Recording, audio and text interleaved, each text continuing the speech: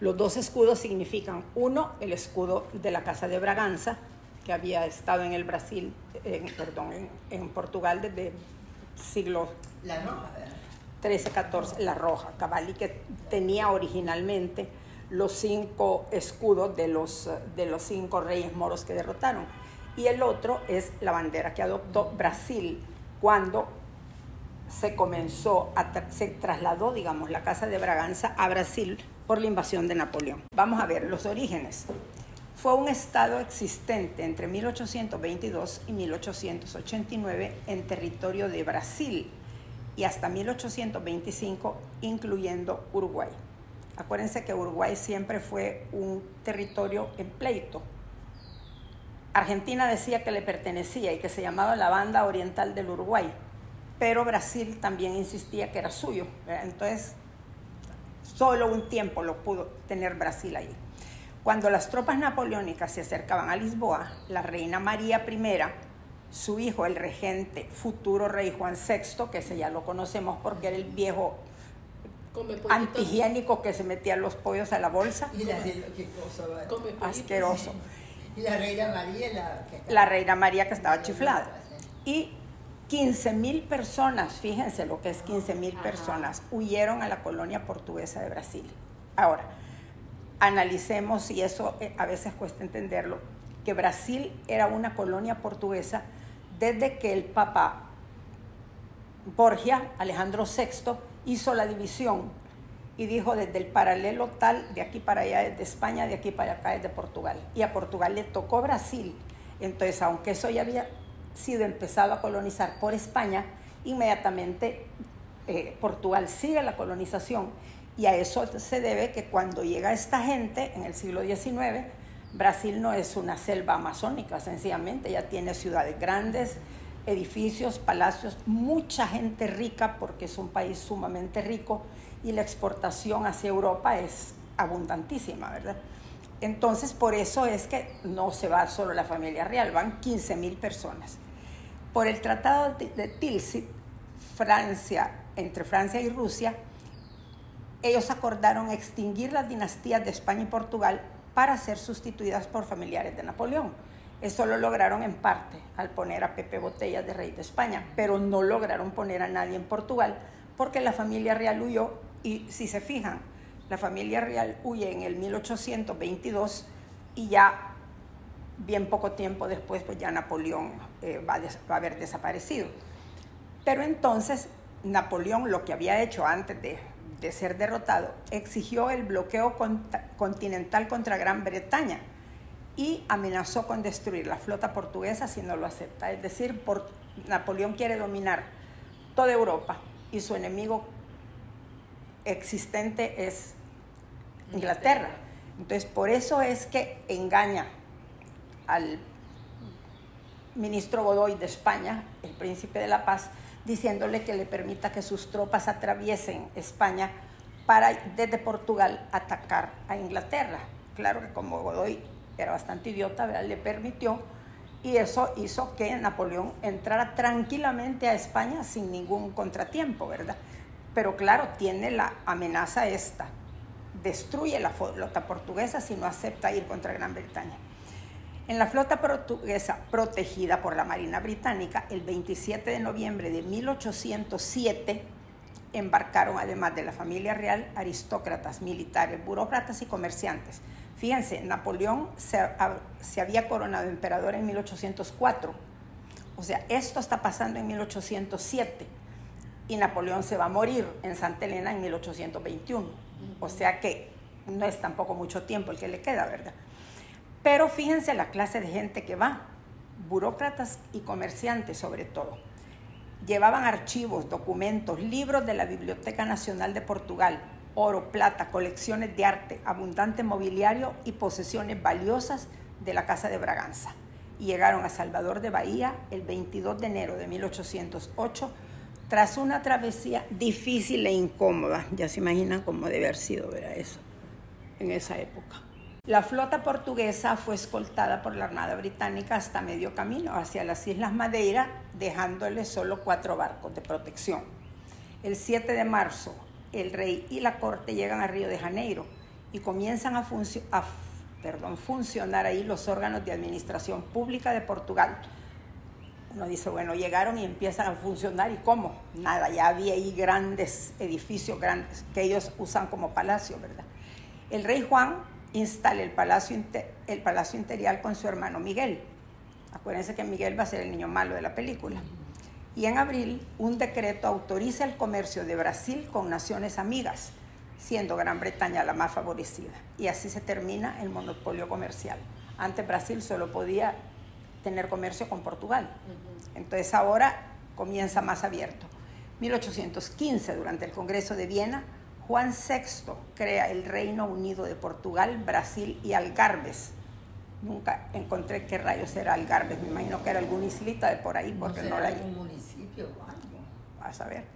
Río de Janeiro será la sede de la Casa de Braganza desde 1808 hasta 1821, en que Juan VI debe regresar a Portugal para enfrentar la severa crisis dinástica. Acuérdense que la familia real se muda a Brasil, pero entonces cuando ya Napoleón ha sido derrotado, entonces Portugal se queda acéfalo sin nadie que reine, porque la reina María, que era la que estaba loca, ya no existía, y entonces es que se va el rey Juan.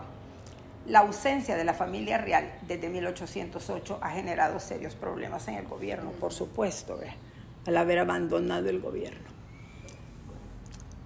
Brasil fue colonia portuguesa desde 1500 hasta su independencia en 1822. Debe combatir ambiciones españolas y francesas sobre el territorio, porque claro, acuérdense que toda la colonización es un pleito entre esto es mío y esto es tuyo, que incluso hasta se meten países europeos que no han tenido nada que ver con el asunto. Importante para Portugal por motivos económicos y estratégicos, por la pérdida del comercio con países de Oriente, es decir, ya de Brasil comercial con países de Oriente era bien difícil, desde Portugal era mucho más fácil, ¿verdad? La corteza del árbol de Brasil, que produce un tinte rojo para textiles, fue una de las mayores fuentes de riqueza. De ahí sale el nombre de Brasil, del árbol. Ajá, como aquí el añil, que era el azul. Aquí es el azul. Y ahí salía el rojo. Y ahí es el rojo.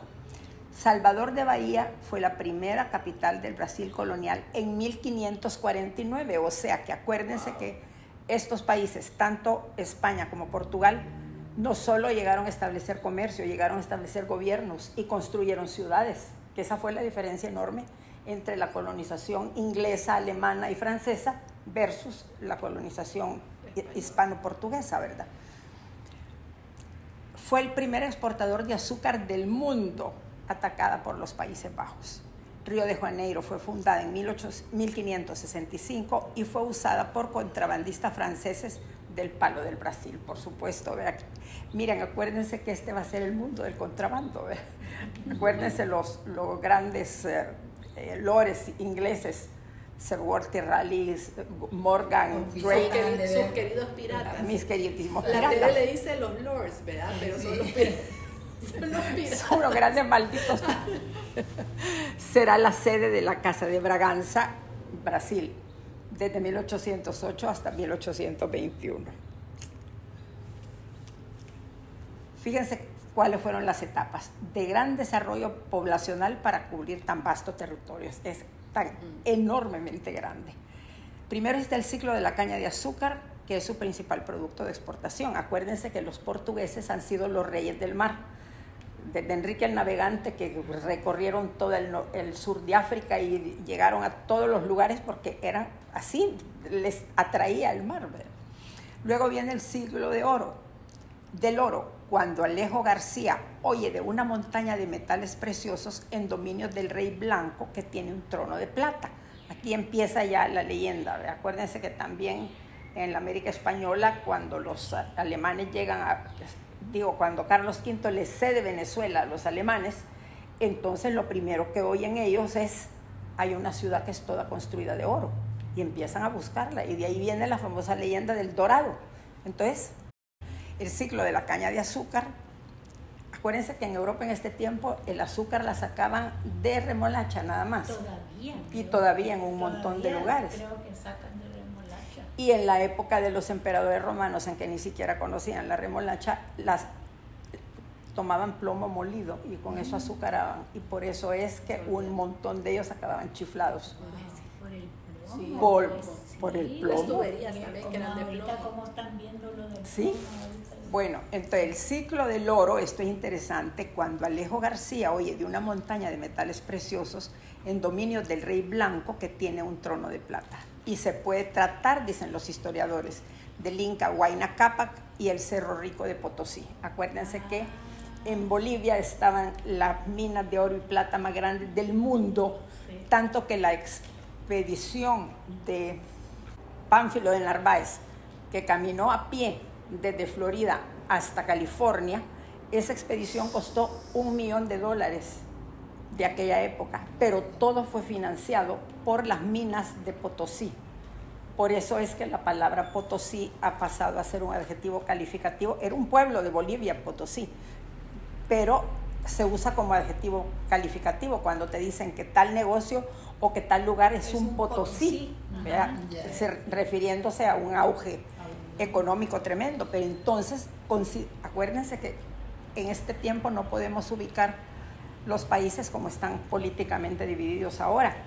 En ese tiempo el imperio de los incas llegaba desde Venezuela hasta Chile. Entonces, todo eso del Inca Huayna Cápac estaba en territorio de Bolivia, pero era parte de, y ellos le llamaban el rey blanco porque una gran cantidad de la población en Brasil era negra por el tráfico de esclavos. Entonces a ellos les parecía que los incas eran casi rubios y ojos azules.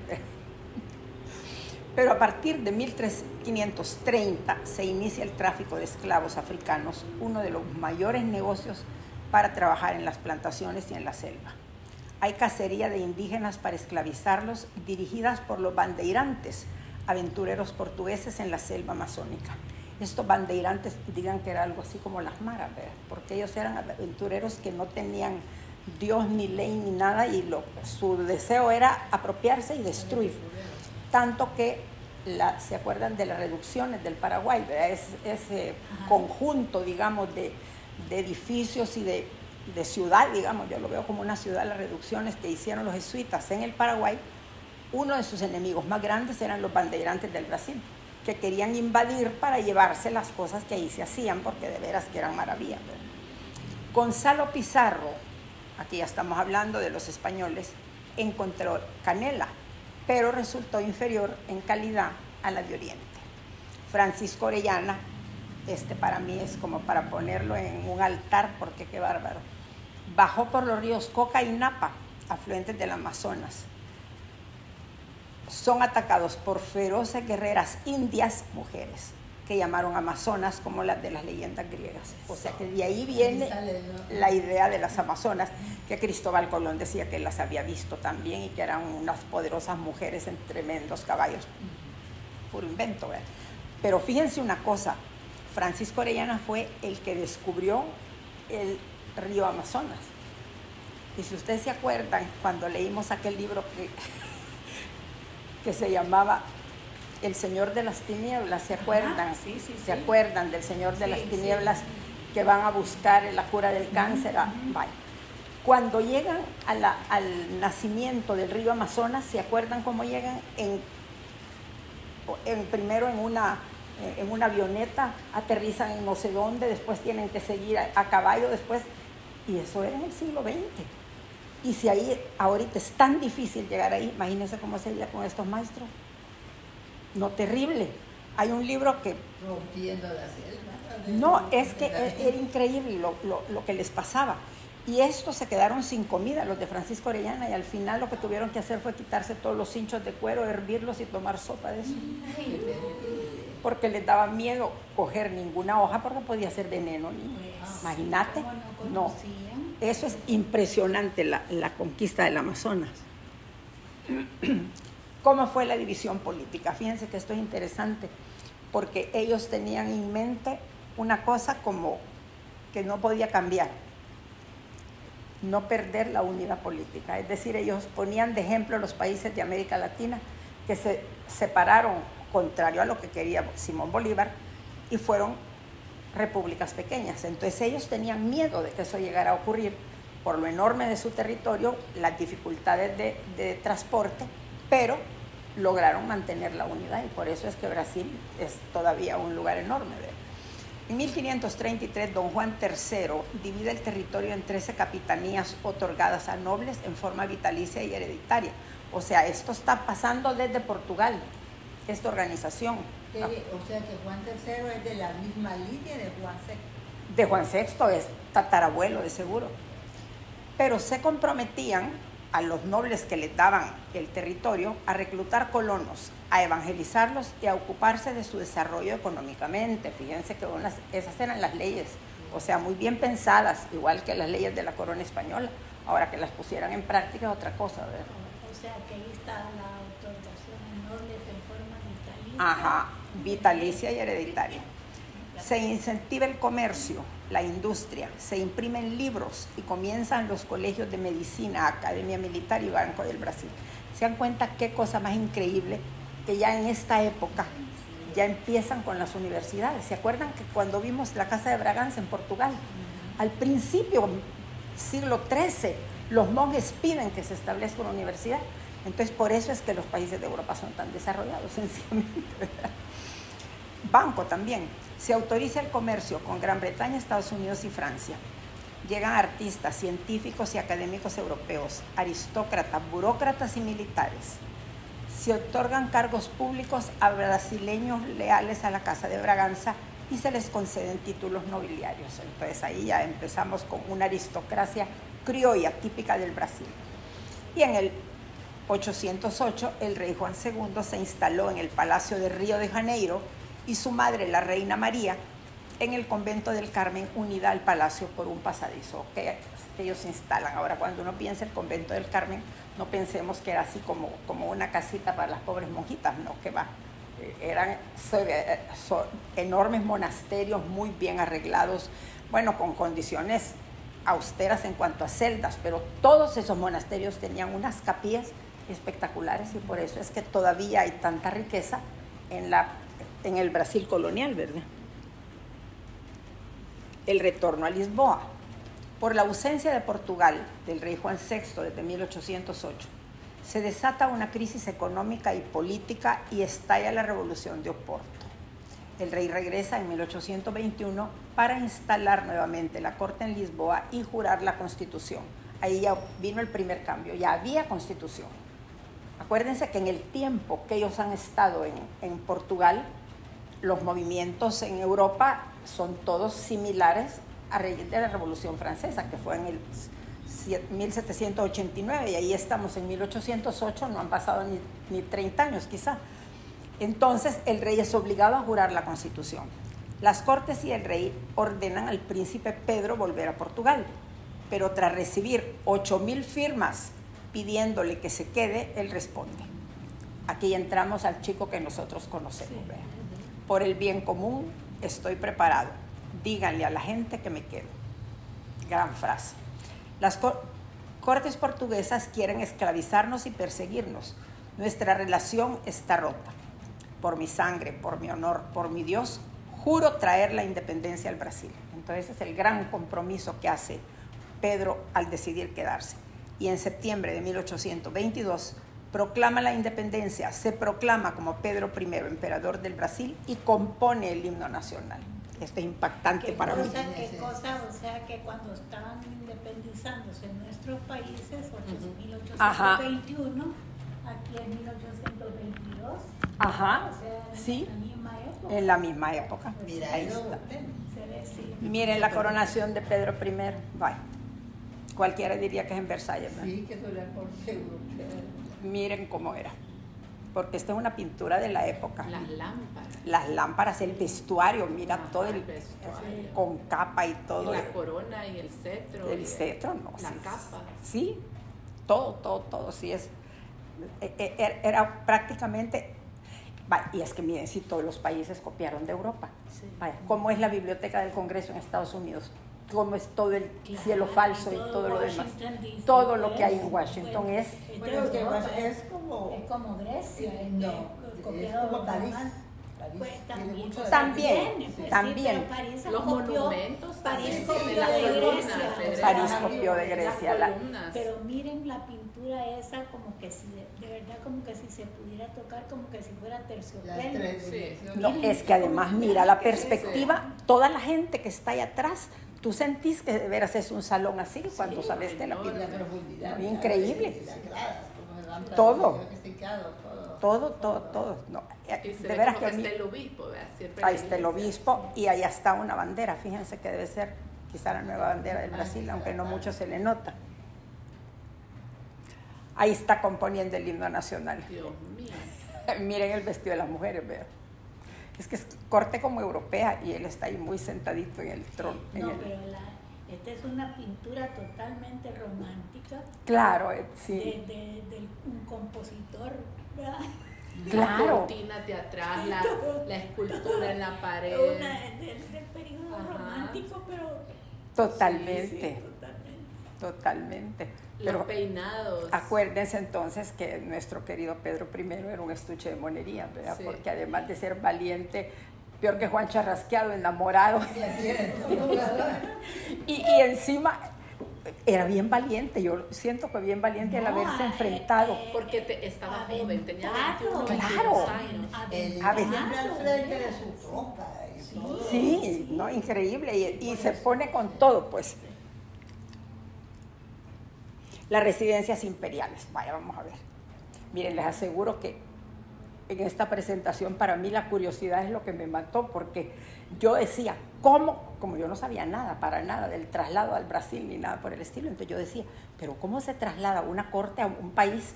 Pero yo no me imaginaba a dónde se iban a ubicar, entonces ya entendí a dónde se ubicaron cada uno. Palacio Imperial de Río de Janeiro. Fue construido en el siglo XVIII como residencia del gobernador general.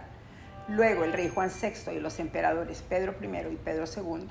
Estuvo situado frente a una plaza con una fuente traída de Portugal. Actualmente es un centro cultural, el Palacio Imperial. El Palacio Imperial de Petrópolis, en zona campestre, en 1845 dio inicio a la ciudad de Petrópolis, residencia de verano de Pedro I.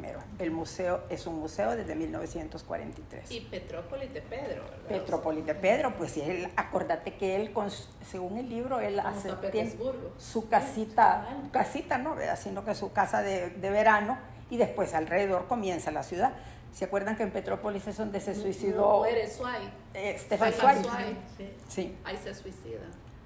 Y el Palacio de San Cristóbal, Él con la esposa, los dos se los mueren. dos se suicidaron. Acordate, Celina, Yo que nunca he leído un libro de eso, eso que vio... de Stefan Zweig nunca has leído nada. Hemos leído varios nosotras. Es que yo vi Y yo les mandé Después. la película de la Tú no leíste nunca hace años 24 horas en la vida de una mujer. Ese es el más conocido. Y todos son chiquitos. Pero Stefan Zweig era judío. Entonces, era austríaco. Tuvo fama en Europa tremenda, pero en eso vino la persecución de los judíos de Hitler y él se trasladó a vivir al Brasil. Pero dice, un montón de gente de buena posición, que eran judíos, le pedían, mire, usted que es tan famoso, interceda con las autoridades de Alemania para que perdonen la vida de... Entonces él se sentía incapaz de ayudarles. Entonces decidió suicidarse. Con todo dice su señora. Pero es como que es parte de los escritores, también Ernest Hemingway, o sea... Y ellos también Kafka. o sea, Frank ellos Kafka. lo ven como algo bien normal. Sí. Luego está el Palacio de San Cristóbal en Río de Janeiro.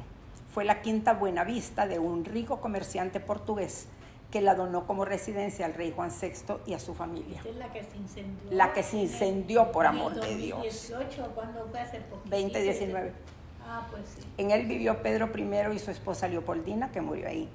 En 1892 se convirtió en Museo Nacional y en 2019 fue destruido por un incendio. Lástima. Pero lo más triste es que se perdieron casi todas las pinturas que estaban ahí. sí. No lograron salvar casi nada. Ay, sí. No entiendo cómo, pero así fue. Bueno, la catedral de Notre Dame, o sea, Vaya, chicas, ahí tenemos. Ese fue el Palacio Imperial de Río de Janeiro.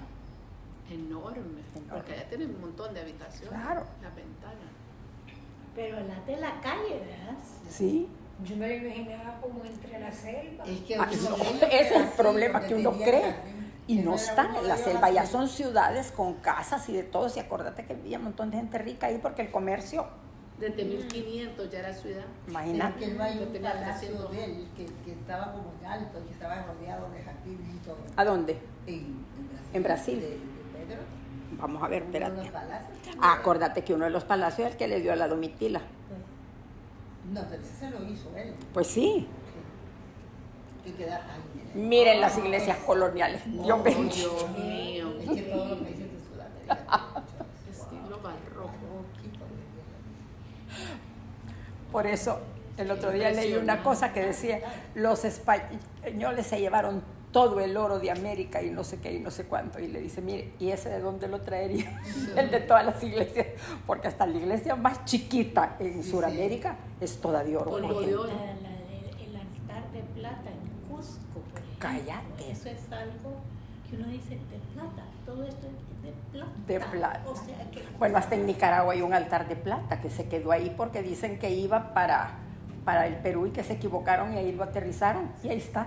En Nicaragua. En Nicaragua, toditito de plata. Bueno, ya vieron qué belleza, a ver. la plata del Potosí. Ese es el Palacio Imperial de Petrópolis. Este sí tiene jardines, ¿ves? Claro. Ese es el que necesita. Y fíjense que es la misma idea de los palacios europeos. Miren el Teatro de Río de Janeiro. Ay, con la pared de mármol. Qué belleza. Con la respectiva escalera que ustedes pueden pensar que también se parece a la de San Petersburgo. Chicas, please, solo guárdense eso porque esto está grabándose. Después seguimos con el chamber. Ahí fuimos también. Y el Palacio de San Cristóbal en Río de Janeiro. Es que ahí es donde está el libro. Ese es el del libro. Ese es el del libro, ¿verdad? Sí. No, si yo tuviera que algo. Iglesias coloniales, otras dos. Qué bárbaro. Cosa más bella. El Palacio Imperial, que se ve más sencillo, ¿verdad? Se parece a uno de los Y Trianon. tiene jardines. Sí, tiene jardín. Más tipo italiano. La iglesia de San Francisco, o sea que no solo en Río de Janeiro, sino que también en Salvador de Bahía y en muchísimas otras ciudades hicieron todo con toda la mano. El Instituto de Enseñanza de San Cristóbal. Lástima que no se ven muy bien al pasar la diapositiva. Otras de Salvador de Bahía, pero la resolución no es muy buena. Qué impresionante. Ay, qué Qué belleza. Increíble, ¿verdad? Que no solo es la parte del centro, sino toda. Ahora yo les garantizo de que un montón de gente que va a Brasil va más al carnaval que a ver toda la parte histórica que tiene, ¿verdad? Otra vez la iglesia de San Francisco. Bueno, entonces para que entendamos, porque uno siempre pensaba, bueno, ¿y qué rayos? ¿De dónde sale Brasil con emperadores? ¿Verdad? ¿Por qué? Entonces la razón es que en 1806 Napoleón va a invadir Portugal. Entonces a la familia real le da miedo que le pase lo mismo que le pasó a la familia real de España, que Napoleón prácticamente se llevó secuestrado al rey y a su hijo, que eran Carlos IV y Fernando VII, los sacó de España y puso a su hermano de rey. Entonces los portugueses tuvieron miedo y entonces la reina actual, que además estaba loca, la reina María, con el rey Juan VI, decidieron mudarse a Brasil. Pero fue una mudanza, vaya, se fueron como 15,000 personas, eran como 10,000 y pico de barcas las que iban. Yo me imagino que era el VIP list. Sí, todo el mundo lo metió en los televisores. claro. Entonces, ahí iba de todo, aristócratas, comerciantes, ladrones, buceros, a ver qué más gente. Pero llevaban grandes tesoros, llevaban la biblioteca entera, cuadros, etc. Entonces, cuando llegan a Brasil, una travesía de 3 meses, por supuesto, entonces los terratenientes que tenían sus caseronas preciosas se la ceden y ahí establecen el Palacio Real. Tanto que el Palacio Real de Río de Janeiro, después convertido en museo, se quemó hace como 2 años, ¿se acuerdan? De ahí que no se salvó nada de Río de Janeiro. ¿Se acuerdan? Fue hace como en el 2019 o después. Bueno, pero lo cierto es que se quemó. Pero entonces la familia real permanece ahí un tiempo y después de que pasa lo de Napoleón en 1821, ellos deciden mudarse. Pero ya ellos han pensado que ellos ya decretaron que es un imperio que se llama de Brasil y Portugal, de la Casa de Braganza. Entonces, el hijo mayor, que es el gran amigo de nosotros, Pedro I, que era un hombre además de guapo, muy inteligente, brillante, pero él se entusiasma con la idea de la república. Se da cuenta, por el ejemplo del papá, que era un desastre de hombre y de rey, que no conviene que ese tipo de gente reine. Entonces él se hace como el abanderado de la república. Él va a declarar la independencia de Brasil, se va a convertir en una república y él hace el himno nacional. Pero además de ser una persona valiente y de todo, y mujerero y de todo, se vivía metiendo en miles de líos y se muere de 36 años. Pero ya deja Brasil.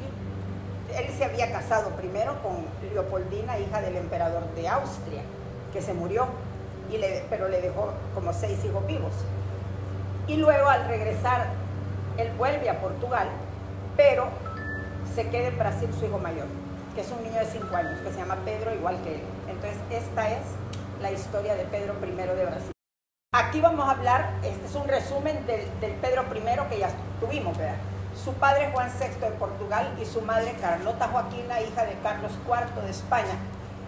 La mamá es una mujer ambiciosa, infiel a su marido, fea además, separados sus hijos, viven con su abuela, la reina María I, cuando es declarada. A los 9 años, Pedro I huye con su familia a Brasil. Juan VI. Es educado por preceptores en economía política, matemáticas, lógica, geografía e historia. Es un gran músico, un buen compositor, tiene buena voz y toca diferentes instrumentos. Inteligente e ingenioso, de carácter explosivo, errático y emocional, sin autocontrol. No supo evaluar las consecuencias de sus actos.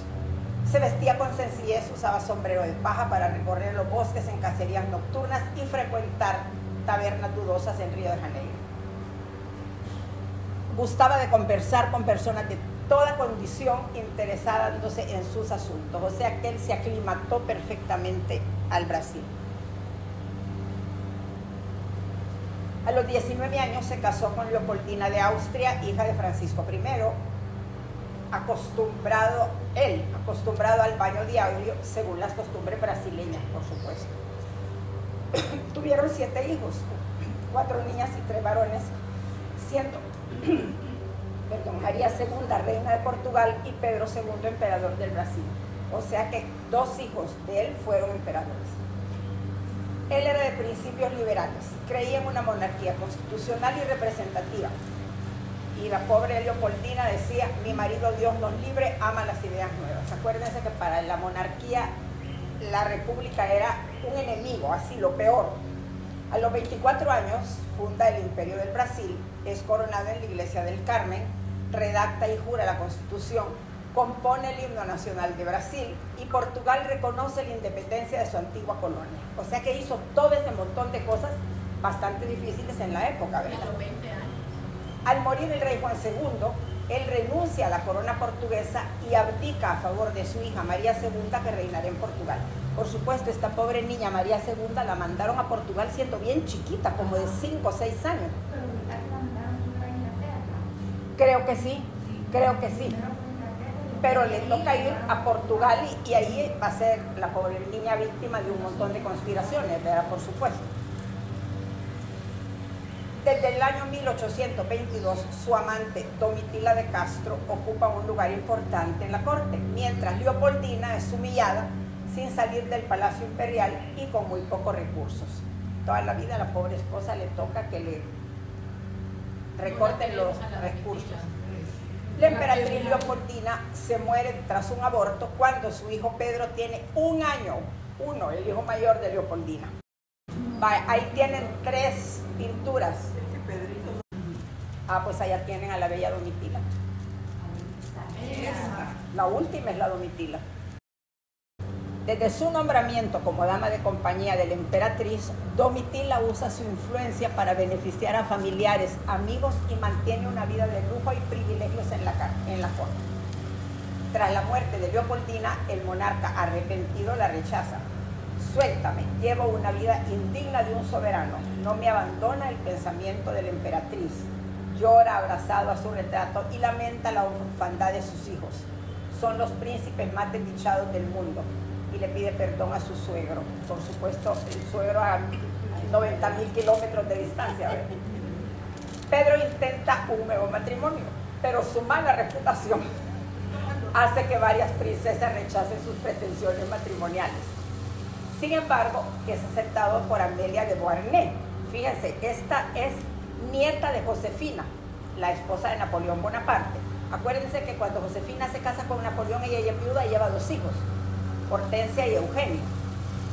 Esta niña, la Amelia, es hija de Eugenio de Beauharnais y de la princesa Augusta Amalia de Baviera, porque además Napoleón casó a esos 2 descendientes con lo mejor de los reyes de Europa. Entonces, una fue reina de aquí, de allá, y ni modo, ¿ve? Pero ella, Amelia, fue una buena esposa, bella, madre cariñosa de sus hijos y le dio estabilidad y paz a la familia. Ahí están las otras 3 pinturas. ¿Qué diferencia la Leopoldina? Esta es la María Amelia, sí, era linda. Esta es la Leopoldina. La primera es Leopoldina. Esta Leopoldina. Ahí sale Leopoldina. Y esta es La María Amelia, la Beauharnais, que ella es nieta de Josefina, la emperatriz de Francia. ¿Ver? ¿Cómo gobernó Pedro I? Rechaza el derecho divino de los reyes, la superioridad de sangre y el racismo. Me ofende ver a mi semejante dar a un hombre honores propios de la divinidad. Mi sangre es del mismo color que la de los negros. Miren, eso era una cosa impactante en ese tiempo, para esa época. Porque claro, la sangre azul, ¿verdad? Acuérdense que es un país que atrajo muchísimas etnias de todo el mundo por la riqueza. Entonces, ahí está. Pues sí. Él intentó abolir la esclavitud y repartió sus tierras a sus esclavos liberados, lo que fue rechazado por los propietarios acaudalados. Bandas callejeras atacaban a miembros de la comunidad portuguesa que reaccionan con disturbios en la noche de las botellas rotas. Siempre hay algo roto, ¿verdad? ¿Se acuerdan las de las ventanas rotas de los nazis? ¿Verdad? ¡Qué horror! La provincia cisplatina quiere decir más allá del Río de la Plata, se declara independiente de Brasil, porque antes Uruguay era parte del Brasil y durante mucho tiempo, cuando se independizó del Brasil, cayó en manos de Argentina. Entonces se llamaba la Banda Oriental del Uruguay, hasta que después llegó la independencia de Uruguay. Entonces la provincia se declara independiente de Brasil y es apoyada por las Provincias Unidas del Río de la Plata, que todavía no se llaman Argentina, se llaman Provincias Unidas. Se declara la guerra, pero en 1825 el emperador cede la provincia y va a ser el futuro Uruguay. En 1831 abdica y se traslada con su esposa e hijos a Europa. La emperatriz Amelia espera a su primera hija que nacerá en París. Es otra vida la que se va a meter, pero no es una vida tranquila, acuérdense todo. Sale de Brasil dejando este mensaje: deseo que sean felices. Me voy a Europa y abandono un país al que amo y he amado mucho.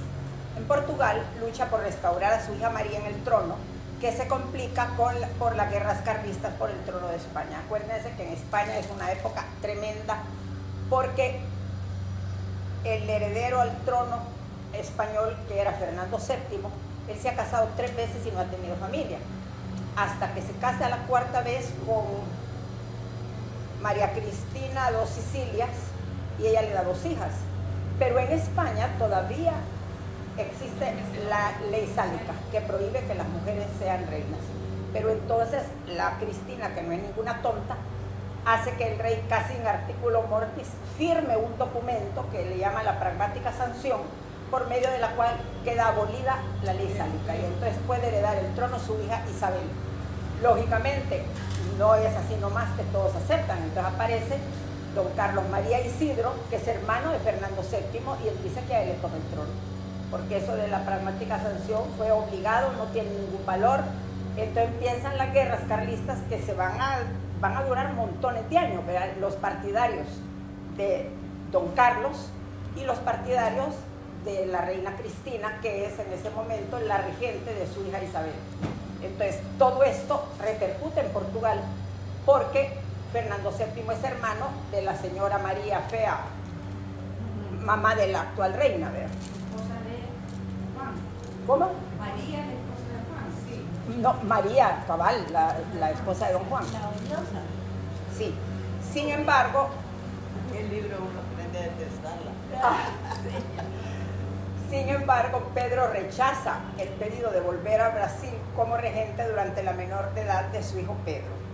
Se muere de tuberculosis a los 34 años y es enterrado en el Panteón Real de Braganza.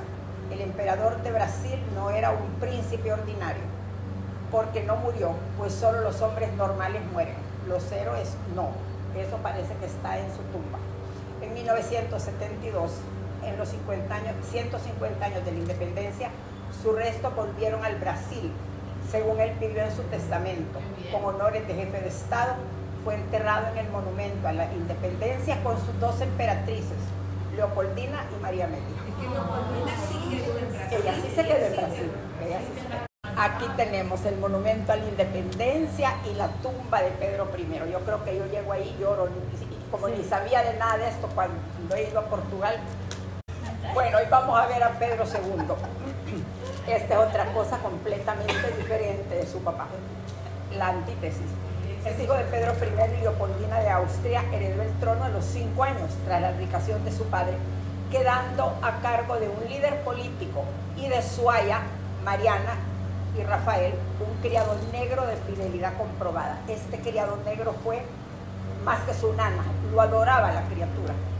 Tuvo una infancia solitaria, educado con alto sentido del deber, con amor a su patria y a su pueblo.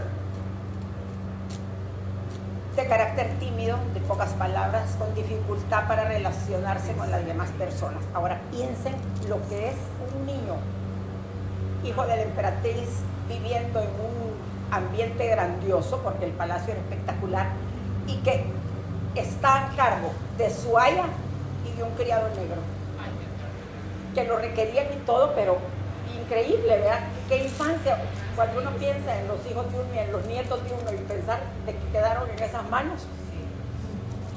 Pero eso es lo que él conoció. Pues sí, no conoció otra cosa, cabal. Declarado mayor de edad a los 15 años, fue coronado emperador. Transformó fantástico, transformó Brasil en una potencia emergente a nivel internacional. Apoyó la libre expresión y el crecimiento económico. ¿Se dan cuenta? Hace siglos. Patrocinó el conocimiento, la cultura y las ciencias y se consideró como uno de los hombres más cultos de su tiempo y educado en Brasil. ¿Se dan cuenta? Miren el bichito de... Díganme si es como para partir el corazón, ¿verdad? Fíjense que yo le hallo un gran parecido con don Justo Armas. La última. Si es Salzburgo. Su mamá es Salzburgo. Ahora, fíjense, en la foto, en la pintura de en medio, todo el atuendo del rey, Dios mío, si es que es mezcla de Napoleón Bonaparte. Qué vestido. Híjole, los zapatos son como de mis 14, ¿verdad? Medias. No, increíble. Se le propone, ay no, esto es bien triste. Se le propone matrimonio con la princesa Teresa Cristina de 2 Sicilias. Acepta al ver un retrato de la novia y se casan por poderes. Pero al llegar la princesa se comprueba la falsedad del retrato. Es baja de estatura, con sobrepeso y coja. Y el bien chulo. Y el bien chulo. Pero vaya, este fue el más honrado. Acuérdense que Enrique VIII, cuando le llevan la foto de Ana de Cleves, Dice que sí, se casan por poderes y cuando la conoce, la Ana de Cleves estaba toda picada de viruela y entonces se pone tan indignado que le dijo que quiten ya de mi presencia esta yegua flamenca porque ella viene de Flandes. Entonces, como no la puede repudiar ni la puede decapitar porque la familia de ella en los Países Bajos es poderosa, entonces la declara oficialmente hermana del rey. Le manda a construir un palacio y la visita para Navidad a su hermana del alma. No. Bueno, por lo menos se salvó de la guerra. No, y ella no quería regresar porque los hermanos de ella eran maleantes y habían tratado de violarla 2 veces. Sí. Bueno, Ve, otro día le... lo de las hojas tiene que ver con la mamá de Pedro. Ah, sí. Que también estaba picada De viruela. Era coja. Pero ella nunca la conoció a la Lolita. Sí, nunca la conoció. La vieja se había ido para Portugal. De plan. ¿Pero qué hizo entonces? La mamá A de ver, Pedro era la demostró su decepción dándole la espalda, pero la acepta para cumplir con su deber y con la palabra empeñada. Las cualidades de la emperatriz y su madurez le hacen convertirse en un marido cortés, paciente y considerado. La relación mejora con el nacimiento de su primogénito, uy, qué mal está eso, Alfonso, y de Isabel, Leopoldina y Pedro. La muerte de los 2 varones la llevan a desilusionarse, y creer que ha llegado el fin del imperio que no podrá ser nunca gobernado por mujeres. Tiene una relación platónica con Luisa Margarita de Barros, que es la hija de sus hijas, pero platónica, de lejos, nada más. ¿Verdad? Toda su vida respeta a la señora Coja. Ay, Sí. se le murieron los 2 varones. Sí, se le... Ya viste, siguió, de verdad siguió la maldición. Es que le vamos a contar a Male que es la maldición. Un rey de Portugal o una reina ofendió a un mendigo que le pidió limosna. Entonces el mendigo le dijo, ninguno de tus hijos varones primogénitos va a ser nunca rey de Portugal. Y se cumplió. El primero se moría. El primero se moría siempre. Entonces ya vieron cómo era de respetuoso. Vaya, aquí está Teresa Cristina y Pedro II. Las dos creo yo que son. Ah, no, espérate. Ah, Teresa Cristina, no sé, quizás aquella porque la otra, no, es la misma. No, yo creo que es la misma. Yo creo que es la misma, En diferente ángulo. Ahora, en el caso de Enrique VIII, quien pintó a la de Cleves fue Holbein. Y por poco manda a decapitar a Holbein.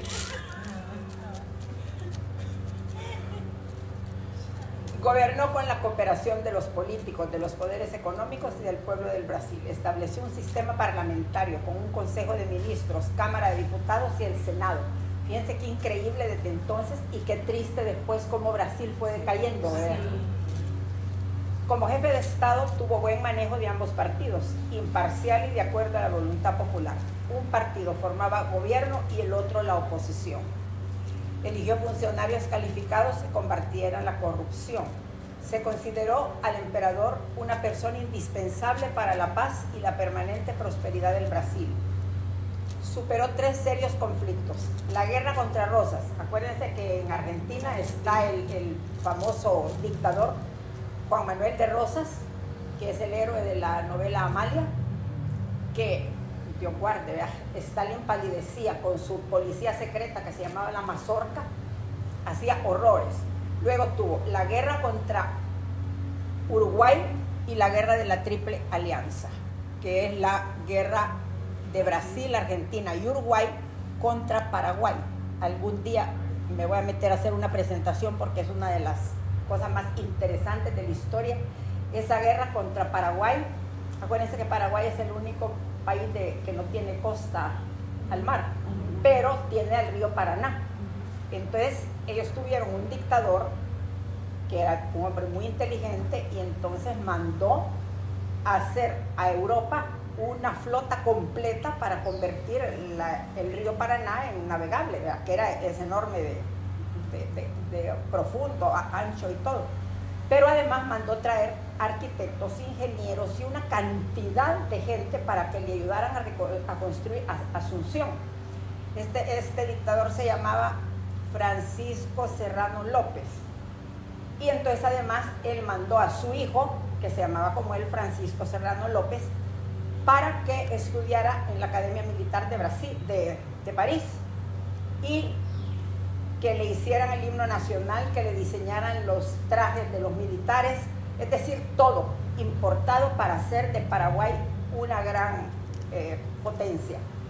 Y fíjense que en parte lo logró porque manejó perfectamente los recursos a tal grado que tenía tanto cash que el zar de Rusia le pidió un préstamo, pero no se lo dio. A Paraguay. A Paraguay.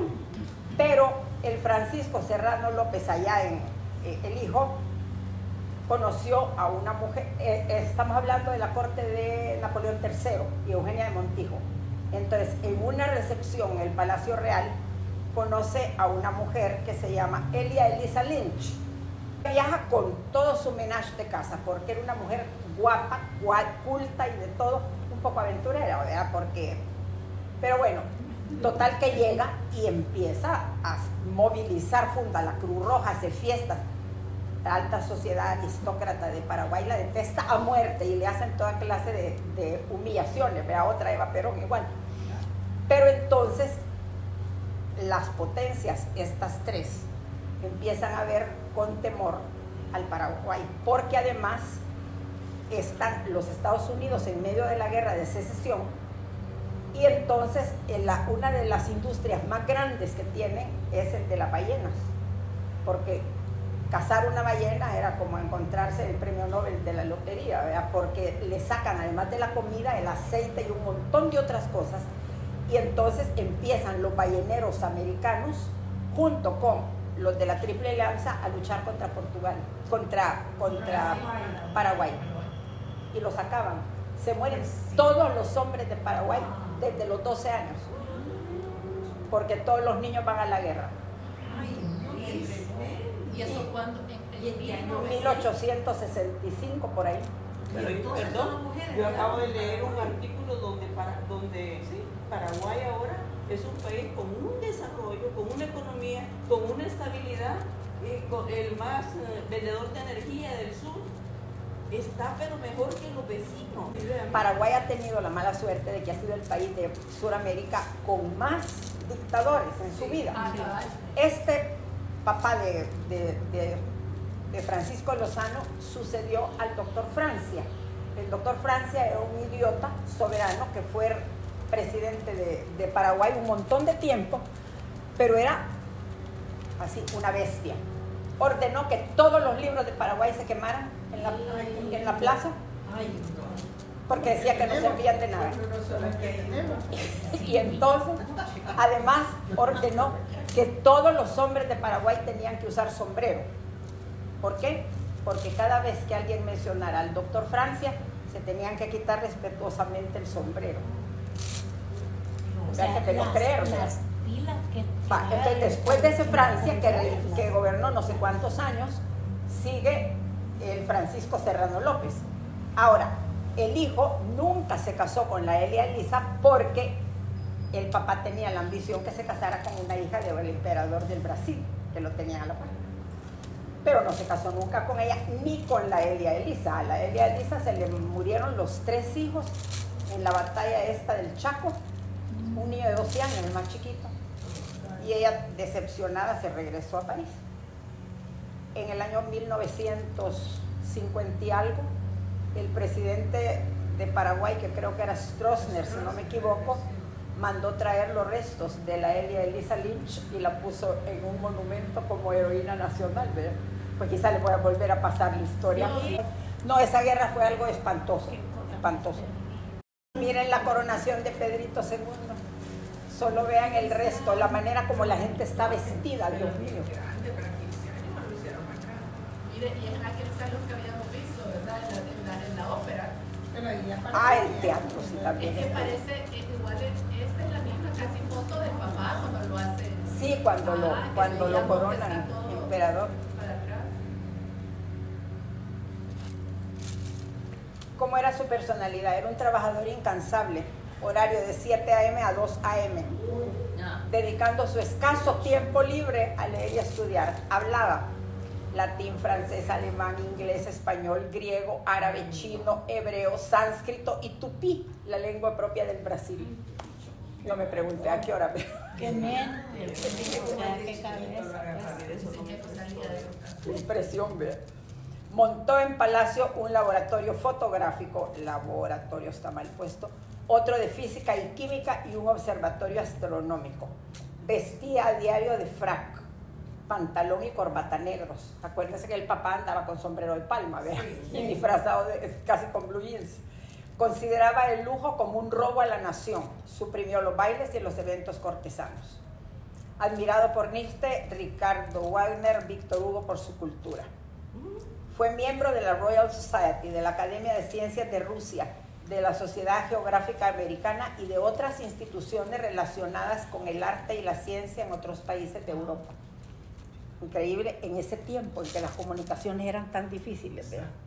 Pero fíjate lo que son las incongruencias siempre. Que andaba vestido de frac todos los días, pero condenaba el lujo. Sí. ¿Y quién podía ponerse un frac de todos sus súbditos? O sea, siempre hay ese tipo de... Sí, como una incongruencia. Con ese calor. Sí. Con ese calor. Con ese calor. Realizó recorridos por todas las provincias del imperio donde era recibido con entusiasmo por el pueblo. En sus audiencias públicas recibía a todas las personas, hasta los esclavos, para escuchar sus peticiones. Es igual que el papá. En la guerra entre Uruguay y Argentina intentó dialogar como mediador. Como el Congreso le prohibió intervenir, se presentó como patriota voluntario, lo que sirvió de ejemplo a su ejército. Viajó a Europa, a Egipto, a Estados Unidos, al Imperio Otomano y Tierra Santa, quedándose en hoteles como Pedro de Alcántara. Tomaba el nombre de Pedro de Alcántara para registrarse. En Lisboa visitó a su madrastra María Amelia, la Beauharnais, después de 40 años sin verla, y aunque mayor y enferma, la encontró siempre bella, dice. El embajador William Christie puso un ultimátum a Brasil por el arresto de 2 oficiales británicos borrachos y el viaje a un navío inglés naufragado frente a las costas. Miren, perdonen, pero aquí la historia pone negro los países de Europa, pero negros. Cuando uno ve los repartos que hicieron, y digo yo, pero ¿por qué? ¿Por qué querían tanto? En unas condiciones horribles para los pobres países colonizados, ¿verdad? Entonces, fíjense, pone ultimátum al Brasil porque 2 borrachos, 2 policías o 2 oficiales exigió una fuerte indemnización y ordenó a los barcos de guerra ingleses la captura de navíos mercantes brasileños. El emperador rechaza, compra material de artillería y ordena abrir fuego contra las naves británicas que intenten capturar naves de Brasil. El embajador Christie se modera, propone arbitraje internacional, pero el emperador rompe relaciones diplomáticas con Gran Bretaña. O sea, bien puestos tenía los pantalones. La reina Victoria, por medio de su embajador, presentó disculpas al emperador y se reanudaron las relaciones diplomáticas. El apogeo. 1870 fueron años felices para el Brasil por la popularidad de Pedro II, los progresos sociales y políticos, repartos y reformas sociales que trajeron beneficios y prosperidad al pueblo. Se consideró Brasil como una nación moderna, con alto crecimiento económico, líneas férreas, telefonía, correo postal y medios de transporte. La esclavitud es un mal que ataca los derechos y la dignidad de la especie humana. Sus consecuencias son menos perjudiciales para los que la sufren que para la nación cuyas leyes la permiten. Ay, a mí me encantó eso, qué lindo, ¿verdad? Que la nación que permite es más culpable y más dramática su situación que los pobres esclavos, ¿verdad? No tenía esclavos, aunque no logró la abolición de la esclavitud, pero sí aprobó la ley del vientre libre. Hijo de esclava es ciudadano libre. Bueno, les cuento que eso lo puso unos años antes José Simeón Caño. La esclavitud fue abolida por su hija, la princesa Isabel, en 1880, sin la crisis de desempleo ni el caos económico anunciado, logrando ese año una extraordinaria cosecha de café. Porque los que se oponían a la liberación de la esclavitud decían que iba a haber desempleo, que no sé qué, nada, fue mejor que nunca, dice ella. En 1889, un golpe de Estado militar estableció la República y depuso al emperador, que rechazó las propuestas de los políticos diciendo: si es así, me iré. He trabajado bastante, estoy cansado y me voy a descansar. Murió en París después de un reinado de 58 años, imagínate. Ya cualquiera está cansado. Dejó un paquete sellado con tierra de todas las provincias del Brasil y una nota. Es la tierra de mis padres. Deseo que sea puesta en mi ataúd si muero fuera de mi patria. Más de 300.000 personas, representantes de países como Japón, China, el Imperio Otomano y Persia, acompañaron sus restos a la estación que lo llevó a Portugal al Panteón Real de la Casa de Braganza. En 1921 su cuerpo y el de su esposa fueron llevados a Brasil y con honores de jefe de Estado enterrados en la Catedral de Petrópolis. O sea que ya nos quedamos tranquilos. 1921.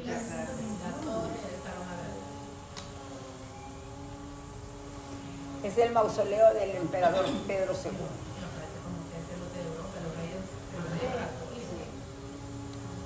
Hermoso, ¿verdad? Fantástico, ¿verdad? Y sobre todo después de que leímos a Moro.